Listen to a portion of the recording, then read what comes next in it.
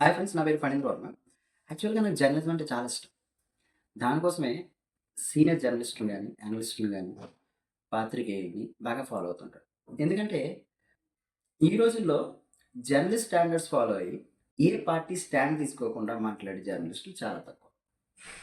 యాక్చువల్‌గా నాకు senior analyst Purushottam గారన్నా, Dolendra Prasad గారన్నా చాలా అభిమానం. ఎందుకంటే వాళ్ళు ఏ పార్టీ స్టాండ్ తీసుకోకపోగా ఎవరినైనా ఒకరిని విమర్శించాలన్నా, ఎవరినైనా ఒకరిని ప్రశంసించాలన్నా సరే, చాలా ఆలోచించి పూర్తి జర్నలిస్ట్ స్టాండర్డ్స్ ఫాలో అవుతూ చాలా పద్ధతిగా మాట్లాడతారు.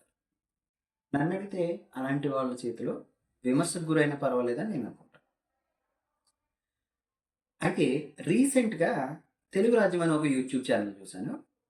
ఆ యూట్యూబ్ ఛానల్‌లో సీనియర్ జర్నలిస్ట్ అయిన భారద్వాజ్ గారి ఇంటర్వ్యూ చూశాను. అయితే ఆయన స్టార్టింగ్‌లో చాలా బాగా చెప్పారు. ఒక పార్టీ స్టాండర్డ్స్ తీసుకున్న ఛానల్ ఎలా బిహేవ్ చేస్తుంది అనే విషయం చాలా బాగా ఎక్స్‌ప్లెయిన్ చేశారు. ఎక్స్‌ప్లెయిన్ చేస్తూ మధ్యలో సద్దాం హుస్సేన్, ఖమేనీ పైన అమెరికా కుట్ర అనే ఒక ఎగ్జాంపుల్ తీసుకొచ్చారు. అక్కడి వరకు ఓకే. ఇది ట్రూత్‌ఫుల్‌గానే ఉంది.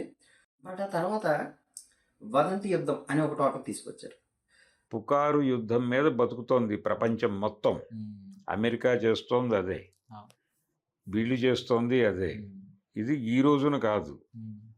అది పురాణ కాలం నుంచి నడుస్తున్న పనే. ఎగ్జాంపుల్స్ ఏంటి సార్ పురాణాల్లో? ఇంతకీ ఆ పురాణంలో జరిగిన ఈ వదంతి యుద్ధం ఏంటి? ఎగ్జాంపుల్ చెప్పమని యాంకర్ అడిగితే, అతను ఏం చెప్పాడంటే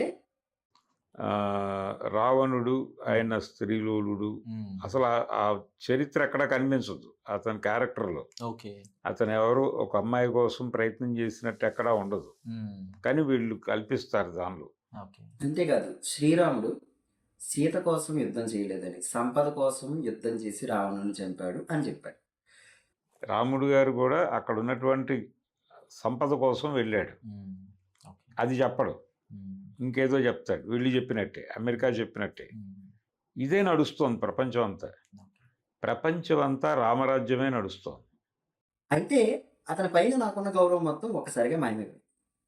ఎందుకు అంటే అతను మొదలుపెట్టిన వదంతి యుద్ధం అనే పదం అతనికి వర్తించినట్టుగా నాకనిపించింది. ఎందుకంటే వదంతి అంటే సాక్ష్యాధారాలు లేకుండా నోటికొచ్చినట్టు మాట్లాడటం. అదే కాకుండా సీనియర్ జర్నలిస్ట్ అంటే చాలా బాధ్యత కలిగిన వ్యక్తి ఇటువంటి వదంతులు, ఇటువంటి మాటలు చెప్పినప్పుడు జనం ఫాలో అవుతారు. కాబట్టి చాలా బాధ్యతగా మాట్లాడాల్సుంటది.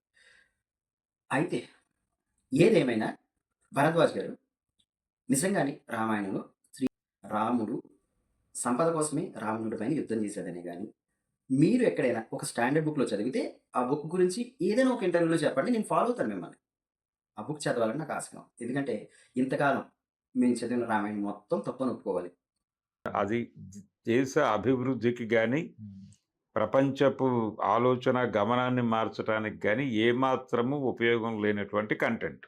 ఉపయోగం అటుంచితే డిజిటల్ పొల్యూషన్ గూడా ఇదంతా. డిజిటల్ పొల్యూషన్ చేయటం ద్వారా ప్రపంచం ఆలోచించాల్సింది ఆలోచించకుండా వాళ్ళని డైవర్ట్ చేయటం కోసం ఈ చెత్తంతా డ్రైవ్ చేస్తున్నారు వీళ్ళు.